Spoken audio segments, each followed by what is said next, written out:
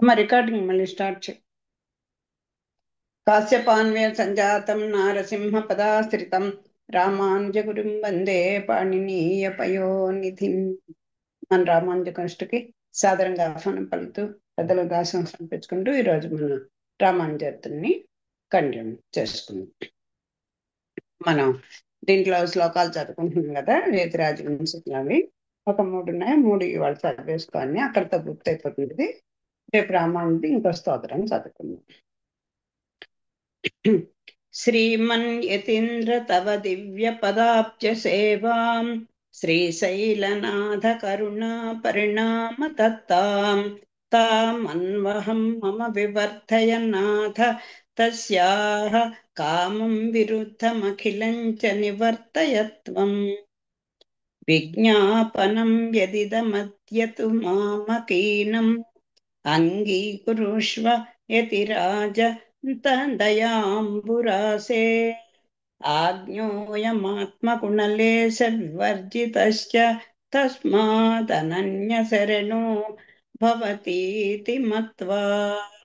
ఇది యతి కులధుర్యమేధమానైః శృతిమధురైః ఉదితైః ప్రహర్షయంతం వరవరమునిమేవ చింతయంతి మతిర్యమేతి నిరత్యయం ప్రసాదం. ఇది యతిరాజవింశతి సమాప్త.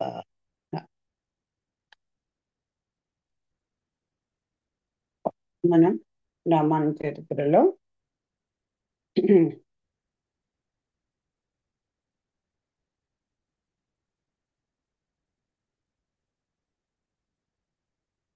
ముక్తిపరాయత్వం అయిపోయింది. తర్వాత పాదుకల గురించి కూడా అయిపోయాయి. ఆవిడ తలపమ్మాళ్ళు ఎదురాజుల యొక్క పాదుకల్ని పెట్టుకోవడం అక్కడి వరకు అయింది. ఆ విషయమే ఇంకా చెప్తున్నారు అనమాట. అమ్మా ఏమంటున్నారు? ఆహా, నా అదృష్టం, ఈ రోజున నేను ఎవరి ముఖం చూచుతునో మీ అందరికి తెలియచేసి పెట్టి భాగ్యం కలిగింది అని చెప్పడం. అలాగే తన భర్తకి తన భర్తను కూడా గురువు గారు సంస్కరించడం అంతవరకు మనం వినేసాం. తర్వాత సాలగ్రామపురం వెళ్ళారు. అక్కడ కూడా సాలగ్రామపురం అని చెప్పేసి దాన్ని కూడా సంస్కరించడం అయిపోయింది. సత్యం సత్యం పునఃసత్యం అనేటువంటి విషయం కూడా మనం నేర్చుకున్నాం. ఇక ఢిల్లీ విజయంలో ఢిల్లీ నవాబులు కూడా ఈయనకి ఈయన యొక్క విశిష్ట అద్వైతంలోకి రావడం జరుగుతుంది.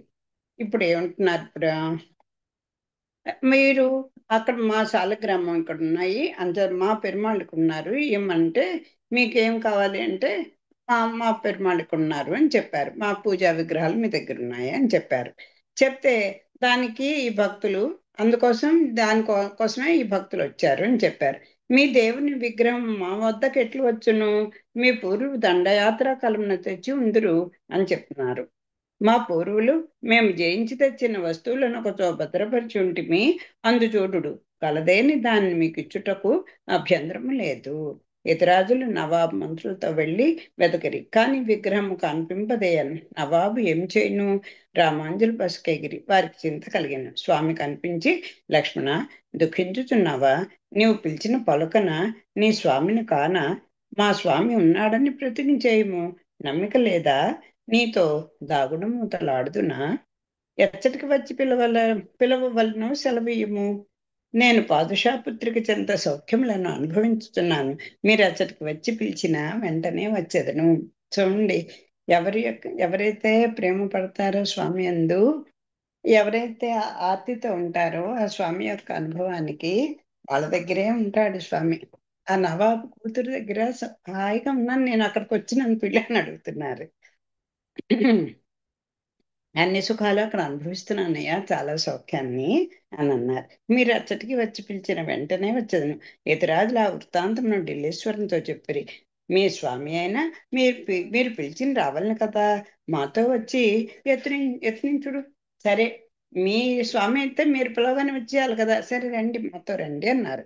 నవాబుతో కలిసి యతీశ్వరులు అంతఃపురికి ఎగిరి వారితో వెళ్ళిన వారు ఢిల్లీశ్వరుని ఐశ్వర్యమునకు అబ్బురపడుచుండిరి. వారందరూ స్వామి ఉండవలెను, ఇతరాజులతో రావాలనని కోరుచు వెళ్ళిరి. అంతఃపురి చేరగానే యతిరాజులు రామప్రియ, పాదుషాపుత్రి మందిరం నుండి రమ్ము అని పిలిచిరి. అప్పుడు కొత్త ప్రకాశం కలిగెను. పీతాంబరములు ధరించిన వాడును, సౌందర్యమూర్తియు, పెళ్లి కుమారుని వల్లే ఉన్నవాడును, ఇట్టివాడని వర్ణింపబడని వాడు అగు స్వామి గలగల ధ్వనులతో నడిచి వచ్చి యతిరాజుల తలపై కూర్చుండెను. విగ్రహం ఎప్పుడు నడిచి వచ్చెను, అతను మాట్లాడి ఉండుననియు ఎల్లరూ తలంచిరి. యతిరాజులు స్వామి అనుగ్రహమునకు ఆనంద పరవశులైరి. ఇదొక మధుర ఘట్టం కనుక మళ్ళీ ఒకసారి చదవాలనిపించింది. అక్కడ వరకు మనం పూర్తి చేసుకున్నాం. ఆహా, పుట్టలో ఉన్న స్వామి తిరునారాయణుడు నాచే ప్రతిష్ఠింపబడవలనని తలచి కలలో కనిపించి తానుండు చోటు చెప్పెను. నిత్యోత్సవములు జరుగుచున్నవి, ఉత్సవర్లు కావాలని తలచగానే తానున్న చోటు చెప్పి ఢిల్లీశ్వరిని ప్రేరేపించి నాకు మర్యాదలు చేయించాను. నన్ను సంతోషంలో తలమునకలు కాగా స్వామిని ఆలింగనం చేసుకొని సెల్వపిళ్ళ అని పిలిచిరి. అతడు చేరిన వారందరినూ స్వామిని యతిరాజపుత్రన్ అనిరి. నవాబు ఆశ్చర్యపడి యతిరాజులకు శరణాగతి చేసెను, అనేక విధముల సంభావించెను. వారి ప్రవచనం విని విగ్రహమును తీసుకువెళ్ళుడని చెప్పెను. వారి విగ్రహం తీసుకొని బయలుదేరి అంత ఆ రాజకుమార్తె, నేను ఆ విగ్రహమును ఎంత కాలము నుండి నా వద్ద నేను నిలిపి ఉంచితని, అందుచే దాన్ని విడిచి ఉండలేను అని దుఃఖించను. చూడండి, ఎవరిన ఒక చంటి పిల్లాడిని మనం సాగుతూ ఉంటాం అనుకోండి, పెంచుతాం అనుకోండి, వాళ్ళ తల్లిదండ్రులు వచ్చి తీసుకెళ్ళిపోతే అసలు తట్టుకోగలరా? పెంచిన వాళ్ళు యశోదమ్మలా ఎంత బాధపడుతుంది. కన్నయ్య పెద్దవాడే వెళ్ళిపోతుంటే అలాగా అయిపోతుంది ఈవిడికి. అలా అంత ప్రేమగా చూసుకుంది ఆ పెరుమాళ్ళని. అంచేత తాను కూడా స్వామితో పోయేదని విషమించింది. నేను కూడా వెళ్ళిపోతాను స్వామితోటి అన్నది. నవాబు తన పుత్రిక దుఃఖం చూచి విగ్రహం తిరిగి తెచ్చుటకు దూతలను పంపెను. మళ్ళీ తీసుకొచ్చేస్తానని పంపించాడు నవాబు.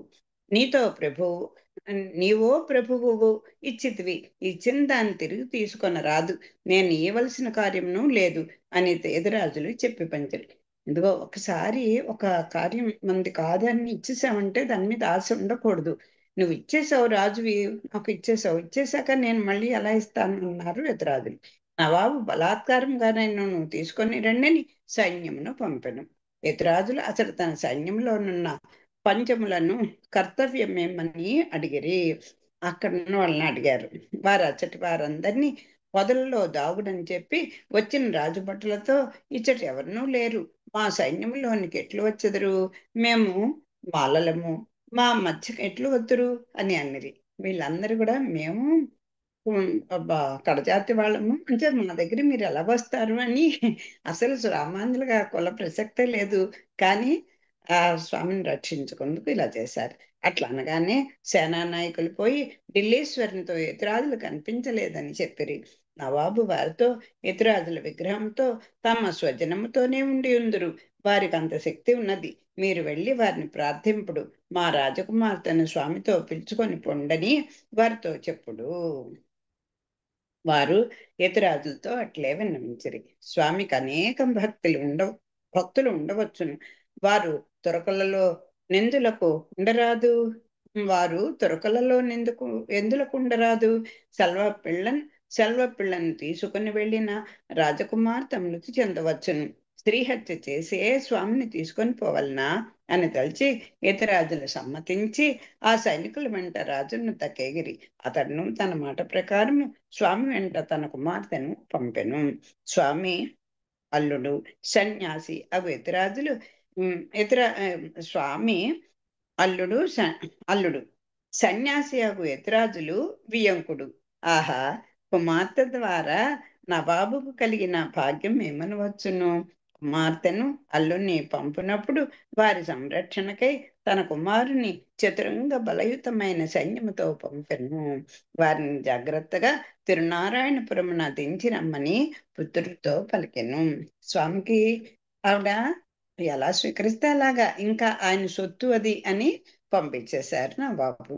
వారు స్వామితోనూ పాదుషాపుత్రితోనూ సైన్యముతోనూ బయలుదేరిరి. వేద పారాయణము చేయుచు వెళుచుండిరి.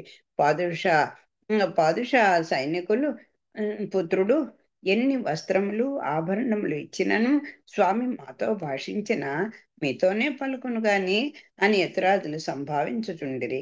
స్వామిని తన చెల్లిని బంగారు పల్లకిలో నుంచి యవన రాజపుత్రుడు తాను పల్లకిని పట్టుకొని నడుచుచుండెను. శ్రీరాముడు రావణ వధానంతరము సీతతో కలిసి సంతోషంతో అయోధ్యకు పోవున్నట్లు పత్ని సహితుడే స్వామి పోచుండెను. వారు మార్గం మధ్యమున బస చేసిరి. అప్పుడు అచ్చట ఒక గొప్ప ప్రకాశము కలిగెను. రాపుత్రి కనిపింపదయ్యను. ఆమె స్వామిలో చేరిను. చూడండి, అండాళ్ళ తల్లాగా ఇవి కూడా అంత పుణ్యాత్మురాలు. ఎల్లరూ ఆమెను తురకయను భేదభావంతో చూడకుండా స్వామి సాయుధ్యం అంతెను. అనగా భేదము లేక స్వామి లోపలికి పోయి అనుభవించుట. చుట్టూను చతురంగ సైన్యములు అట్లే ఉన్నవి. రాజపుత్రి మాయమయ్యను. ప్రేమించిన స్వామి పిలుచుకొని పోయినా ఏం చేయవచ్చును? కృష్ణుడు రుక్మిణి ఎత్తుకొచ్చినట్టుగా వచ్చేసింది ఆవిడ ఆయనతోటి. యతిరాజుకును రాజకుమారుకిని మిక్కిలి ఆశ్చర్యమయ్యను. రాజకుమారునికి అంటే బావమతి వచ్చాడు, అతను వచ్చాడు కదా, అదే ఆ రాజకుమార్తె యొక్క తమ్ముడు కోరి వచ్చినదని స్వామి సాయుధ్యం ఇచ్చాను. అలా తను కావాలని వచ్చిన వాళ్ళు తన్నే ఇచ్చేసుకుంటాడు కదా ఆయన. సాయుధ్యం ఇచ్చేశాడు ఆయన. ఆ భాగ్యం అమ్మకు లభించినని నవాబు పుత్రుడు వారి వెంట నుండి తిరునారాయణపురంకు పోయి వారి నచ్చట విడిచెను. యతిరాజా, మాదొక విన్నపం, మన్నించి మా కోరికను తీర్చుడు. మేము మాటి మాటికి నీ వచ్చుటకు వేలు కాదు. ఈమె ఢిల్లీశ్వర పుత్రి అని తెలియనట్లుగా మా సోదరిని అర్చారూపమున ప్రతిష్ఠింపుడు అని కోరెను. ఇప్పుడు ఏదో ఒక రుజువు చూపించకపోతే ప్రపంచం ఎలా నమ్ముతుంది? ఆవిడంతటా ఆవిడ అలా కోరి వచ్చింది. స్వామి అనుగ్రహం కలిగి పొందింది. దానికి ఒక గుర్తుగా ఆవిడ విగ్రహాన్ని అక్కడ ప్రతిష్ఠించమని అడిగారు వాళ్ళు. అడిగితే రామానుజులను సమ్మతించి స్వామితో పాటు రాజపుత్రిని కూడా శిలారూపిణిగా స్థాపించి కళ్యాణోత్సవం జరిపించిరి. వారి దక్షతతో తిరునారాయణ స్వామి అధ్యయన బ్రహ్మోత్సవములు మహావైభవంతో జరిగినవి. వీక్షించి ప్రజానికము ధరించను. ఆ రకంగా మూల విరాట్లని అలాగే ఉత్సవమూర్తుల్ని కూడా తీసుకొచ్చి అక్కడ కూడా బ్రహ్మోత్సవాలు జరిగేటట్టుగా చేసినటువంటి మహానుభావులు రామానుజులు. స్వామి సంకల్పం ఉంటే మన ప్రయత్నం కూడా అన్ని సఫలం అవుతాయి అని దీనికి కులంతో కానీ ఇంకా ఆర్తి చాలు. వాళ్ళు ఎలాంటి వాళ్ళు, ఏ కులస్తులు, ఏం అర్హత, ఇవేమీ ఆయనకు అక్కర్లేదు. స్వామి కావాలి అని ఆర్తి చెందిన వాళ్ళనే వాళ్ళ త్వరకే ఆయన దాసుడైపోతాడు. యతిరాజుల శిష్యులు అందరూ యోగ్యులే అని ఇంకో ఘట్టానికి పెడతాం. యతిరాజుల శిష్యులు నిత్యులు, పరమ దాసులు. వారితో ఇట్లనిరి, అయ్యా, మేము చండాలురము. స్వామి మమ్ములను కాపాడి చల్లగా తిరిగి తెచ్చను. మాకును స్వామిని సేవింపవలననున్నది. మమ్మల్లోనికి రారాదందురేమో. మేమెట్లు స్వామిని సేవింపగలము అని విన్నవించిరి. సరే, పెరుమాళ్ళు వచ్చేశారు. ఆయన కోరుకున్నట్టుగా నవాబు యొక్క కుమార్తెను కూడా స్వీకరించాడు. అయ్యో, ఆయన ఆజ్ఞ లేకుండా మేము స్వామికి అర్చనకి ఎలాగ మేము పనికొస్తాము అని అడుగుతున్నారు వీళ్ళు. రామానుజులు, అది సరియే, స్వామికి భక్తి ప్రపక్తులే కానీ కులగోత్రములు జాతులు ముఖ్యము కాదు. దీనికి ఉదాహరణగా మనం పూరిలో జరుగుతున్నటువంటి ఆ కైంకర్య విధానంతో ఈ రోజు కూడా దానికి అదే ఉదాహరణ. మ్లేచ్ఛ అయినను స్వామి నవాబు పుత్రికను స్వీకరించలేదా? ఆళ్వార్లలో అందరూ పంచములు కారు, అందరూ తలొక కులస్తులే కదా. ఆళ్వార్లు కూడా భక్తి ప్రపత్తులు ధర్మాచరణము యోగ్యతనిచ్చును. అది ఏమిటి యోగ్యత? భగవత్ కైంకర్యానికి యోగ్యత ఏమిటి అంటే భక్తి ప్రపత్తులు, ధర్మాచరణము. అని నాకెంతో నేను భక్తుడునండి అని చెప్పేసి వేద సమ్మతంగా పెద్దలు అనుసరించిన మార్గంలో ధర్మ ప్రకారంగా మనం ప్రవర్తించకపోతే అప్పుడు కూడా అర్హులు కారు. కులమునిచ్చును, యోగ్యతనిచ్చును, కులమునిచ్చును. మీరు స్వామి సేవ నిర్భయముగా చేసిరి. స్వామి తన భక్తులను ఎట్లు మరచును, ఈ కోవెల మీరే నిర్మించిరి అని చెప్పిరి రామానుజులు. వారు ఉత్సవ సమయముల బలిపీఠం వరకును వెళ్ళి దర్శనము చేసుకొనుటకును, కళ్యాణ తీర్థమున స్నానము చేయుటకును చట్టబద్ధమైన వీలు కల్పించిరి. వారు సంతోషముతో తైలమును బియ్యమును తెచ్చి పుష్కరిణి స్నానము చేసి స్వామిని దర్శించి తరించిరి. ఈ ఏర్పాటు రామానుజాజ్ఞ ఇప్పటికి అమలు జరుగుతున్నది.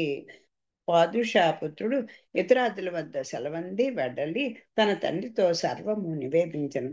పాదుషా, ఆహా, జగదీశ్వరుడు అల్లుడుగా లభించనే, ఆ పెరియాళ్ళ వారి లభించినట్టుగా ఈ ఢిల్లీశ్వరుడు అలాగా స్వామిని అల్లుడుగా పొందాడు. బిడ్డ ఎట్లు సుఖపడగోరినదో అట్లే జరగనిమ్ము. మంచి పనిని సమర్థతతో నిర్వర్తించితివని పుత్రుని అభినందించెను. మనసు నిలవక తానును తిరునారాయణపురం పోయి అల్లుని కూతుర్ని ఆరాధనకై అమిత ధనమమిచ్చి ఇతరాదులను దర్శించెను.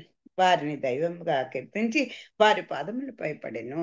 అక్కడ బిడ్డని కాదు, సాక్షాత్తు ఆవిడ అమ్మవారుగా భావించి వాళ్ళని సన్నాగతి చేశాడు. ప్రతి సంవత్సరమును తాను బంధువులతో తిరునారాయణపురం ఎగి ఉత్సవములను తిలకించుచుండెను. స్వామి బేబీ నాంచారుతో వారికి దర్శనమిచ్చుచుండెను. ఆవిడ ఆ రకంగా బేబీ నాంచారుగా దర్శనమిస్తోంది. తర్వాత రామానుజార్య దివ్యాజ్ఞ అని ఇంకొక ఘట్టం. ఢిల్లీ నవాబుకు కబీరు అను జ్యేష్ఠపుత్రుడు ఉండేను. కుమారుడు ఉన్నాడు. అతని గురించి చెప్తున్నారు. కబీర్ అనే అతను. వాడు ఈ సంగతులు వినిన నాటి నుండి నా సోదరి స్వామి అంత ఐక్యమైనది, నేనును స్వామిని సేవింపవలనని తలంచుచుండెను. బయలుదేరి తిరునారాయణపురమేగి స్వామిని సేవించి ఇతరాదులకు నమస్కరించి, అయ్యా, మీరు మా పురమునకు వచ్చినప్పటి నుండి మా స్వభావములే మార్పు చెందినవి, భక్తిభావం ఏర్పడినది. నన్నేమి చేయమందురు, సెలవీయుడని కోరిన. ఇతరాది చంద్రులు ఒక చోట ఒక స్వామిని సేవించిన చాలదు. ఈ భూమి వేదభూమి. స్వామి అర్చారూపుడై ఎన్ని చోట్ల విలసిల్లుచున్నాడు. అట్టి దివ్య దేశములను దర్శింపము. యాత్రలు శుభ పర్యవసాయులు అని సెలవిచ్చిరి. అంటే మనకి యోగ్యత కల్పించడానికి దివ్యదేశ సందర్శనాలు, అలాగే ఆ ద్వైమంత్ర అనుసంధానము, అలాగే ఆ ఎక్కడైతే భాగవతోత్తములు, ఎక్కడైతే ఆచార్యులు ఆళ్వార్లు ఉంటారో అలాగే కదా దివ్య దేశాలంటే. అలాంటి చోట మనం యాత్రలు చేసినా కూడా అవి కూడా సుప్రదములే అని సెలవిచ్చారు. తాను యవనుడు. అతడి స్వామి దర్శనము రామానుజ కృపచే సుకరమై ఉన్నది. కానీ ఇతర దేశములనేది సాధ్యమా? సరే, ఇక్కడైతే రామానుజులు ఆజ్ఞించారు కనుక ఈ ఈ ప్రదేశాల్లో ఈ ఈ మేల్కోట కూడా దివ్య దేశమే. అక్కడ స్వామి పర్మిషన్ ఉంది కనుక రామానుజుల పర్మిషన్ అయింది. మిగతా దివ్య దేశాల్లో ఎలా సాధ్యమవుతుంది అని ఈ కబీర్కు సందేహం కలిగింది. అంత ఎదురాదులు ఇది రామానుజాజ్ఞ అని చెప్పుమనిరి. రామానుజుల ఆజ్ఞ మేరకు మేము ఇక్కడ దర్శించుకుని వచ్చామని చెప్పమన్నారు అంతే.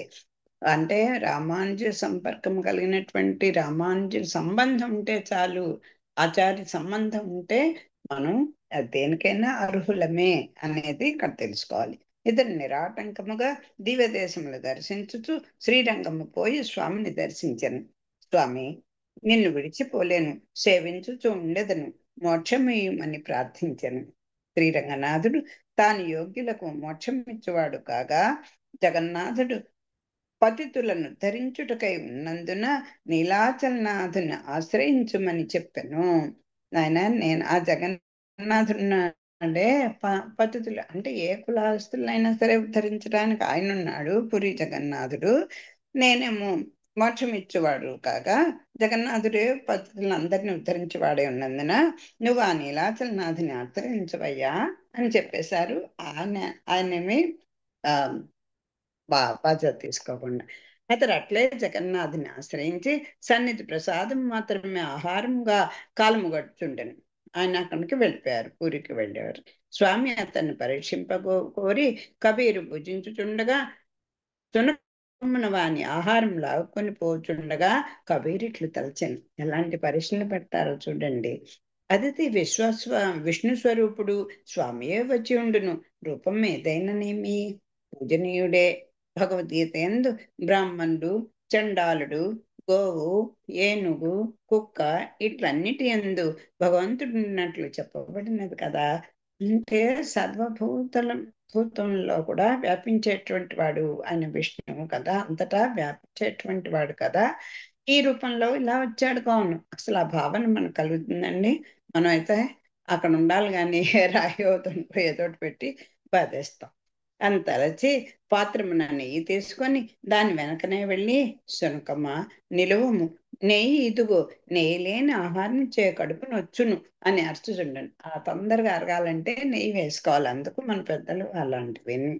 కబీరట్లు సర్వ సృష్టి యందు సమభావం చూపగలిగిన ఏ ఏది చూసినా అంటే చరములు అచరములు అంటే చిత్తు అచిత్తుల్లో అన్ని పదార్థాల్లో కూడా స్వామి ఇది వ్యాపించుంటాడు అనేటువంటి ఆ భావన మనకి రావాలి, అలవాటు చేసుకోవాలి. శునకం వెంట సముద్ర తీరమున వెళ్ళగా అది ఒక చోట నిలిచి శంఖ చక్ర గదా అభయ పాణి అయి జగన్నాథునిగా దర్శనమిచ్చెను. చూడండి, ఆ స్వామి అలా ప్రత్యక్షమైపోయాడు. వాడు అనన్య భక్తి ప్రేరితుడై స్వామిని స్తుతించెను. కబీరు స్వామి వానికి మోక్షమిచ్చెను. ఇట్లు నారాయణ కృపతో ఢిల్లీసిన కుటుంబం అంతాయు కూడా ముక్తులైరి. తర్వాత యదుశైలము గోఘట్టము. కృతయుగమున సనత్ కుమారుడు వైకుంఠుని స్థాపించి పూజించిన చోటునకు నారాయణాద్రి అని పేరు కలిగెను. త్రేతాయుగమున దత్తాత్రేయుడు వేద పుష్కరిణి చెంత అధ్యయనము చేసి స్వామిని పూజించినందున అది వేదాద్రి అయినది. ద్వాపరమున యాదవుడైన బలరాముడచట స్వామిని అర్చించినందున ఆ చోటుకు యాదవాద్రి అని నామము కలిగెను. దానినే కలియుగమున యతిరాజు చంద్రులు జీర్ణోద్ధరణము చేసిరి. ఆ చోటుకు యదుశైలమను వాడుక కలిగెను. ఈ రకంగా ఒక్కొక్కళ్ళ వల్ల ఒక్కొక్కది ఆ ఆ పర్వతాలు ప్రశస్తిని పొందాయి. రామాంజుల కృపచే అతని ఊరయ్యను. ఊరు నగరమాయను. భక్త సమూహమునకు అంతు లేకుండెను. ఆ స్వామికి నిత్యోత్సవములు, వారోత్సవములు, పక్షోత్సవములు, మాసోత్సవములు ఇట్లు నిత్య కళ్యాణముగా నుండెను. పుష్కరిణి స్నానము, స్వామి సందర్శనము, యతిరాజ మంగళాశాసనములతో మనుషులు భక్తులై ప్రసన్నులై ముముక్షువులగుచుండిరి. ఉద్ధరింపబడిన ఆత్మలు యదుశైలము నుండి వైకుంఠమునకు మార్గం ఏర్పరచుకొను. పద్మవనము అను చోట ఉండు నాస్తికులను, ప్రచ్ఛన్న బౌద్ధులను యతిరాజులు వాదమున ఓడించిరి. ఎక్కడికి వెళ్ళినా కూడా వీరి లక్ష్యం ఏంటంటే ఇతర మతాలని ఖండించి వాళ్ళ మీద అసూయ చేత కాదు, పరమత నిరసనం చేయడం అనేది, అయ్యో వాళ్ళు తప్పుదారిని పెడుతున్నారే, వేదార్థాలు విపరీతమైనటువంటి అర్థాలు చెప్తున్నారే, వీళ్ళని కూడా ఉద్ధరించాలి అనేది అదే మనసులో పెట్టుకొని వాళ్ళని అన్యంగా వాళ్ళ మార్గాన్ని మలుస్తున్నారు వీరు. అది మనం గుర్తించుకోవాలి. అక్కడ బౌద్ధులు కూడా యతిరాజులు వాదమును వడించిరి. తమ శిష్యులుగా చేసుకొనుటతో ఆ ప్రాంతమంతయు కలియుగ వైకుంఠమాయను. శ్రీరంగ వైభవమంతయు యదుశైలమునకు రామాంజులతో నడిచి వచ్చినట్లయింది. ఆ శ్రీరంగానికి ఎంత వైభవం ఉందో ఇది కూడా అంత వైభవం వచ్చింది. శ్రీరంగమున అన్నయు అనాదిగా నుండెను. యదుశైలమున అన్నయు పునరుద్ధరణమయ్యను. ఇది అప్పుడు ఎవరు దీన్ని పట్టుకున్న వాళ్ళు లేరు. కానీ శ్రీరంగం అంతటి వైభవాన్ని ఈ యదుశైలానికి కల్పించారు రామాంజలి. గడిచిన 3 యుగములు కలిపి తులసిరాజు అన్నట్లుండెను. అవన్నీ ఒక ఎత్తు, ఇది ఒక ఎత్తు అన్నట్టుగా తయారు చేశారు రామాంజులు. యతిరాజులు శ్రీరంగం వదిలిన తర్వాత కూరేసులు మహాపూర్ణులు ఆ చోటు వదలినంత అతటి విషయములు అస్తవ్యస్తములయ్యను. అర్చకులు స్వతంత్రించిరి. భక్తుల రాక తగ్గెను. ఉత్సవములు వైభవములు కరుమరుగైనవి. కావేరి స్థానఘట్టములు కోసిపోయినవి. మఠము నిస్తేజమాయను. ప్రజల సంపదలకు భద్రత లేకుండాను. పతివ్రతలు ఆక్రోశించిరి. సాధువులు వెతల పాలైరి. ప్రవచనములు వాద ప్రతివాదములు వినిపింపనయ్యను. శ్రీరంగనాథుల వైభవము లక్ష్మీ ముఖము వెలవెల్లనైనది. శ్రీరంగనాథులకు చింత కలిగెను. బ్రహ్మ వచ్చి చెప్పగానే రామానుజుని ముముక్షు మార్గమును చెడగొట్టి యమునకు సాయము చేసి తిని, నేను నియమించిన వానిని నేనే దూరం చేసుకొంటిని. ఊరి నుండి నిర్దాక్షిణ్యముగా వడలి అదట రామానుజులను పంప కోరినను వరదరాజు పంపలేదు. ఎట్లో రప్పించుతని. చూడండి, ఒక భక్తుడు దూరం అయిపోతే ఆ భగవంతుడు ఎంత అల్లాడిపోతాడో. సరైనటువంటి ఒక ప్రవక్తగని కాదు ఇక్కడ, ఆ ఆ అక్కడున్నటువంటి ఆ ప్రదేశాన్ని ఉద్ధరింపబడకపోతే ఎట్లా అయిపోతుంది? అరాజకం, రాజు లేనటువంటి రాజ్యం ఎలా అయిపోతుందో అలా అయిపోయిందిట శ్రీరంగం. స్వామి ఎంత వ్యధ చెందుతున్నాడు చూడండి, ఆ రామాంజలిని యొక్క వియోగాన్ని భరించలేక. ఏమైపోయింది? ఈ మహాపూర్ణులు కూరేసులు వెళ్ళిపోయారు ఆ రాజు దగ్గరికి, రామానుజుల బదులుగా వెళ్ళిపోతే మరి ఇంకా అక్కడున్నటువంటి అస్తవ్యస్తం అయిపోయింది పరిపాలన అంతా కూడా. అర్చకులందరూ కూడా వాళ్ళు ఇష్టం వచ్చినట్టు వాళ్ళు ఒక పద్ధతి ఇది లేకుండా చేయగాను. ఎప్పుడైతే సవ్యంగా జరగకపోతే భక్తులు కూడా రావడం లేదు, ఉత్సవాలు కూడా అంత లేవు. కావేరిలో ఇక్కడికట్లాడేటువంటి స్థానఘట్టాలన్నీ కూడా బోసిపోయి ఉన్నాయి. మఠాలన్నీ కూడా ఆ ప్రకాశం లేకుండా వెలవెలపోతున్నాయి. సంపద కూడా సెక్యూరిటీ ఏమీ లేదు. అలాగే పతివ్రతలు కూడా ఆక్రోశించేరి. సాధువులందరూ కూడా వెతల కష్టాలు, రాజు సరైన వాళ్ళు లేకపోతే వాళ్ళు ఎవరి ఇష్టం ఎవరికి వాళ్ళే స్వతంత్ర అయిపోతే ఈ సాధువులందరూ కూడా పాపం బాధలు పడిపోతున్నారు. ప్రవచనాలు లేవు, వాద ప్రతివాదాలు లేవు, ఏమీ సభలు లేవు, ఏమీ లేవు. అలాగా రంగనాథుని వైభవము పోయింది. ఆ లక్ష్మి, ఆ తల్లి యొక్క ముఖం కూడా, ఆ బిడ్డను దూరం చేసుకున్న తల్లి ఎంత అలమటిస్తుంది, అలా వెలవెలపోయింది ఆవిడ ముఖం కూడా. శ్రీరంగనాథులకు చింత కలిగింది. అయ్యో, నేనే కదా రామాంజలిని దూరంగా విడమన్నాను, ముముక్ష మార్గాన్ని చెడగొట్టేశాను, ఆయనకి యమునికి దగ్గరగా చేసేసాను నేను. అయ్యో, అందుకే వరదుడు అసలు పంపలేదు, ఎలాగో నేను ఇక్కడికి రప్పించుకున్నాను. చూడండి, ఎలాగా ఒక బిడ్డ దూరంగా ఉంటే తల్లిదండ్రులు ఎంత ఇదైపోతారో. అయ్యో, ఎలా ఉన్నాడో, ఎలా ఉన్నాడో, ఏమయ్యాడు అని ఎంత అలమటిస్తారండి. అలా ఉంది. మరి ఈయన కూడా అలా అటువంటి స్థానం సంపాదించుకున్నటువంటి వారు కదా రామానుజులు. నా మూలమున సృష్టింపబడిన క్రిమి కంఠుని వలన పాషండ మతము ఆరంభమైనది, రాక్షస ప్రవృత్తి బలసినది, యమునకు పని కల్పింపవలసిందేనా? ఆత్మోద్ధరణ జరుగరాదా? ఇది న్యాయమా? అయినను రామానుజులు తన కార్యం నిరాటంగా కొనసాగించుచునే ఉండెనే. బ్రహ్మ తలపు వ్యర్థము కాలేదా? రామానుజుడు లేచి శ్రీరంగ వైభవము పరాస్తమైనది లేని రామానుజుడు లేని శ్రీరంగ వైభవము పరాస్తమైనది అని తలచి శ్రీరంగం నుండి ఒక వైష్ణవ స్వామిని ప్రేరేపించి పురమునకు పంపిరి రంగనాథుడు. ఏమిటి? చూడండి, దుష్టులను కూడా భగవత్ ప్రేరణ వల్లే, భగవత్ సంకల్పం చేత కదా సృష్టింపబడిన వాళ్ళు. అంచేత తప్పదు, రాక్షస ప్రవృత్తి ప్రబలమైపోతుంది, యమునికి పని కలుగుతుంది. ఇక మరి వీళ్ళకి ఆత్మోద్ధారణ జరగదా? ఏం చేయాలి? ఈ బ్రహ్మ గారి యొక్క తలంపంకట వ్యర్థమైపోతుందా ఏమిటి అని.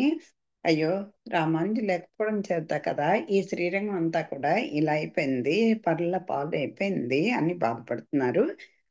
ఇంకా రామానుజులు విడిచి ఉండలేక అక్కడికి తిరునారాయణపురానికి ఒకళ్ళని పంపించారు. ఆ స్వామి తిరునారాయణపురం వచ్చి రామానుజులను సేవించను. అంత ఇతరాజుల వాణితో చోళరాజు పిలువ పంపినంతనే కూరతాళ్వన్లు మహాపురులు బయలుదేరి వెళ్ళిరు కదా, ఆ సంగతి ఏమయ్యను అనేది అతడు ఇట్లు చెప్పాను.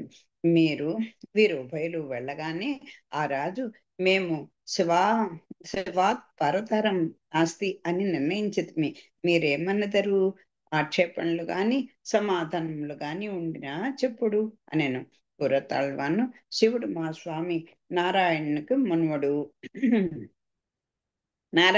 మనుమడు, తాత పెద్దయ్య మనుమడ. బ్రహ్మ బ్రహ్మ విష్ణుదేవుని కుమారుడు, శివుడు అతని పుత్రుడు. బ్రహ్మరుద్రాదుల అతని పుత్ర పౌత్రులు. భగవద్గీత ఎందు చెప్పినట్ల అతని కంటే అధికులు లేరు. ఇప్పుడు మీరు చెప్తున్నారు శివుడు ఆయనే పరాత్పరుడు అని. సరే, ఇప్పుడు ఆ శివుడు స్వామి నారాయణుడికి మనువుడు. మనువుడు ఎలా అయ్యాడు? ఫస్ట్ పుత్రుడు బ్రహ్మగారు కదా. మరి ఆ బ్రహ్మగారు విష్ణుదేవుని కుమారుడు కదా. శివుడు ఆ బ్రహ్మ చేత సృష్టింపబడినవాడు కదా. మరి వీళ్ళందరూ కూడా పుత్రులు పౌత్రులు అవుతారు కదా. అలాంటప్పుడు పెద్దవాడు ఎవరవుతారు అని చెప్పి ఆ రకంగా అడిగారు పూర్వతాళ్వాన్లు. అట్టి ప్రమాణములుండగా శివాత్ పరతరం నాస్తి అని చెప్పవచ్చునా అని అట్లు చెప్పరాదు, అది నిజం కాదు అని చెప్పిరి. రాజు అనెను, పుత్రుడు పౌత్రుడు అని చెప్పకుడు, అటివి మేము వినము. శివుడా విష్ణువా ఎవరో దిక్కులు చెప్పండి. తాతల సంగతి వాళ్ళ సంగతి వీళ్ళ సంగతి ఎందుకండి? మాకు ఎవడు గొప్ప వాడితే వాడి పేరు చెప్పుకుంటాం కదా. అని చేత పెద్ద చిన్న వయసు కాదు కదా ఇక్కడ. శివుడా విష్ణువా ఎవరు పరాత్పరుడు చెప్పండి అన్నారు. ఒకడు కాలు చాచగా మరి ఒకడు పురుష సూక్త మంత్రములతో ఆ పాదమును కడిగెను. ఇంకొకడు ఆ పాదజలమును శిరమును ధరించెను. వీరిలో ఎవరు అధికురులు? ఆ ఆ స్వామి త్రివిక్రమావతారం ఎత్తితే పురుష సూక్తములతోటి బ్రహ్మగారేమో ఆ పాదం కడిగారు. శివుడేమో ఆ పాదజలాన్ని శిరస్సులో ధరించుకున్నారు. ఇద్దరు కూడా ఆయనకి పరతంతులే కదా. మరి ఇందుకు క్లిష్టత ఏమున్నది? ఇంకా కాలు చాచిన వాడు అధకుడు, కడిగినవాడు మధ్యముడు, పాద జలము శిరమును ధరించిన వాడు అధముడు. అంటే ఆ ఆ అందరూ కూడా మనం ఉన్నాం. మనం భగవంతుడికి దాసులం, సేవకులం అని చెప్పి మనం చెప్పుకోవడానికి మనం మన అహం అడ్డొస్తుంది. కానీ మనం ఆ కోవలోని వాళ్ళమే. శ్రీమన్నారాయణుడు త్రివిక్రమావతారమున పైలోకములను కొల్చుటకై తన కాలు పైకి చాపెను. బ్రహ్మ ఆ పాదములను కల్గెను. శివుడు ఆ తీర్థమును శిరమున ధరించెను. అట్లు చేసిన వాడేమి ప్రయోజనము పొందెను? తిరు తిరువందాది 9వ పాసరము అర్థమిట్లున్నది. బ్రహ్మ తన ఆల్పత్వము చూపుచు తన కమండలములోని తీర్థముతో పురుష సూక్త మంత్రములతో స్తుతించుచు కాలకూట విషమును భుజించినందున నల్లని గొంతు కలవాడై ఉండిన శివుని మీద పడునట్లుగా కడిగెను. కర్మము చేసి అంతఃకరణము శుద్ధి పొంది భగవత్ చరణారవింద ధ్యానము చేయవలెను. దివ్య రేఖలచే అలంకృతమైన శ్రీపాదములందలి నఖములు సూర్యోదయమైనట్లు ప్రకాశించును. ఆ ఆచార్య మా పెరుమాణ యొక్క పాదతీర్థానికి అంతటి గొప్పతనం ఉంటుంది. అది సూర్యకాంతి కన్నా మిన్న. సూర్యకాంతి ఏ అంధకారమును పోగొట్టజాలదో ఈ కాంతి ఆ అంధకారమును పోగొట్టును. ఈ బయట ఉన్నటువంటి అజ్ఞానాన్ని చీకటిను ఈ సూర్యుడు పోగొస్తే అంధకారంలో ఉన్నటువంటి అంధకారాన్ని స్వామి పోగొడతాడు. అది అవిద్యని పోగొస్తాడు. అంటే ఈ శరీరం ఆత్మ ఒక్కటే వేరు కాదు అనేటువంటి తలంపుని పోగొట్టేస్తాడు స్వామి. హృదయాకాశమున భగవత్ చరణారవిందములుంచుకొనిచో ఆ చీకటి తొలుగును. ఆ పాదం అనేది ఒక్కడి కనుక దానికి అడ్డు పెట్టేస్తే మన అహంకారానికి అప్పుడు వెలుగు కనిపిస్తుంది. దీన్నే భాగవతమున సుఖ మహర్షి పరిషి మహారాజుకు చెప్పాను. అట్టి ప్రభావం కల భగవత్ పాద తీర్థమును శివుడు భక్తితో శరమును ధరించెను. శివుడు శ్మశానవాసి, భూత ప్రేతముల అతనితో చేరి ఉండును. శివమనిన మంగళమని అర్థము. తాను పేరునకు మాత్రమే అట్లున్నాననియు తన పేరును సార్థము చేసుకొనవలనయు తలచి శివుడు ఆ జలము శిరమున ధరించెను. అది మనస్సున భగవంతుని తలచువారి మనోమాలిన్యము నశించును. అనగా కామక్రోధాదులను భగవత్ పాద జలము క్షాళన చేయును. భగవంతుని యొక్క ఆ ఆ పాద తీర్థమే మనకి మనలో ఉన్నటువంటి కామము క్రోధం అనేటువంటి మాలిన్యాన్ని పోగొట్టేసి క్షాళించేటువంటి శుద్ధి చేసేస్తుంది. వారి పాపములను పర్వతముల రెక్కలను వజ్రాయుధములే ఛేదించును. ఆ పర్వతాలకి రెక్కల్ని ఎలా అయితే ఛేదింపబడ్డాయో అలాగైపోతుంది, మన పాపాలు కూడా పోతాయి. అట్టి పాదములనియే బ్రహ్మకు అడిగాను. శివుడు స్థిరమున ధరించను. అక్కడ అధముడా మధ్యముడా అని కాదు, ఆ తీర్థ ప్రభావము అంతటిది చేస్తుంది. మనల్ని అహంకారం నేనే గొప్పవాడిని అనేటువంటి ఒక అహంకారాన్ని పోగొడుతుంది అని చెప్పడం కోసం. రాజును కాపెమ్మట ఏమి చేయవలనో తోచలేదు. బాధ జయము అసాధ్యము, నిర్బంధంగానే అంగీకరింప చేయదలిచిన. సరే వీళ్ళేమి ఆ సామధాన ఉపాయాలతో ఏం లేదు, ఇహ దండం ద్వారానే వీళ్ళని లొంగ తీసుకోవాలనుకున్నాడు రాజు. ఆ వివరణ అట్లా ఉండనిండు. మేము మేమేది నిర్ణయించుతామో అది ఏ శాసనము, దీనిపై చేవ్రాలు చేయడు. ఇదిగో మీరు అనవసరం మాట చెప్పకండి, శివ శివుడే పరాత్పరుడు అన్న ఈ కాగితం మీద మీరు సంతకం పెట్టండి అని ప్రార్థన చేశారు రాజు. కూరతాళ్వాన్ ఆ పత్రమున శివాత్ పరతరం నాస్తి ద్రోణమస్తి తతః పరం అని రాసిరి. అంటే రాజుకు క్రోధము కలిగెను. దాని అర్థం ఏంటి? శివ అనగా తూము, ద్రోణం అనగా రెండు తూములు, ఇంకా అంటే రెండు కదా, ఒకటికి పైగా రెండు ఉన్నది, ఎట్లు లేదని చెప్పుట అది అని పరిహసించిరి. ఒకటి ఉంది, ఒక శివం అంటే ఒక తూము ఉంది, రెండు తూములు ఉన్నాయి, ఒకటికి పైగా రెండు ఉన్నది, ఇట్లు లేదని చెప్పుట అని పరిహసించిరి. ఓహో, అంటే బా- ఇది నాకు కూడా అంత క్లియర్ గా తెలియదు, పెద్దల్ని ఎవరన్నా అడుగుతాను. మీరేవియో శాస్త్రార్థములు చెప్పుచున్నారనియో అవి మీ మతమున నుండి ఉండుననియో తలంచితని. రాజసభలోనే పరిహాసమా? ఒక తూము కంటే అధికము లేదన్ను మూఢుడునా? కొట్లారా, వీరు అధిక ప్రసంగము చేయుచున్నారు, వీరు కండ్లను పెరికివేయుడు, బలిమునైన సభ నుండి కొనిపోయి శిక్ష అమలు చేయుడు. నా కండ్లను తీయమందువా?